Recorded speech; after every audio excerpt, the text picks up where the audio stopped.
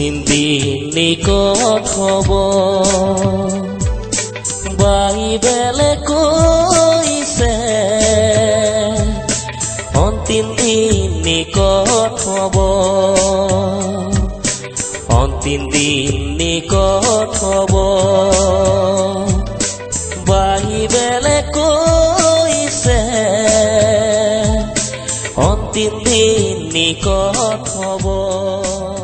প্ৰভু যীশু খ্ৰীষ্টৰ অতি ধন্য নামত আপোনালোকক অভিনন্দন জনালো। পবিত্ৰ বাইবেলৰ যোহন 17:15 আমি এইদৰে পঢ়োঁ যে মই নিবেদন নকৰোঁ যে তুমি তেওঁবিলাকক জগতৰ পৰা নিয়া, কিন্তু তেওঁবিলাকক পাপ আত্মাৰ পৰা ৰাখা।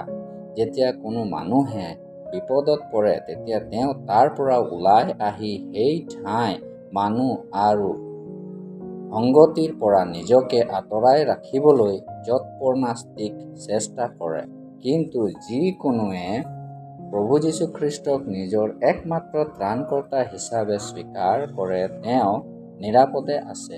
তেওঁবিলাকক তৎক্ষণাৎ স্বৰ্গত নিয়া নহয়, কিন্তু নৰকৰ বিনাশৰ পৰা ৰক্ষা পায়।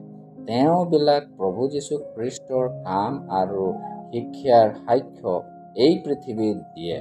সকলোৰে দৰে তেওঁবিলাকৰ ঘাম পানী বৈ যায়, নিৰাশ হয়, নিৰুৎসাহ হয়, কিন্তু কষ্ট, ভয়ংকৰ বেমাৰ, কঠোৰ পৰিশ্ৰমত প্ৰভুৰ অনুগ্ৰহক অনুভৱ কৰে।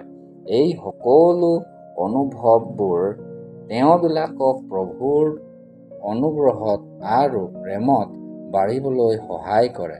প্ৰভু তেওঁবিলাকক এই পৃথিৱীৰ দুষ্টতাৰ পৰা ৰক্ষা কৰিবৰ কাৰণে প্ৰাৰ্থনা কৰিছে, কাৰণ তেওঁ তেওঁবিলাকক উদ্ধাৰৰ পৰা ভ্ৰমাবৰ কাৰণে চেষ্টা কৰে। আপুনিও যেন তেওঁৰ অনুগ্ৰহ প্ৰাপ্ত কৰক, এই আমাৰ যাচনা।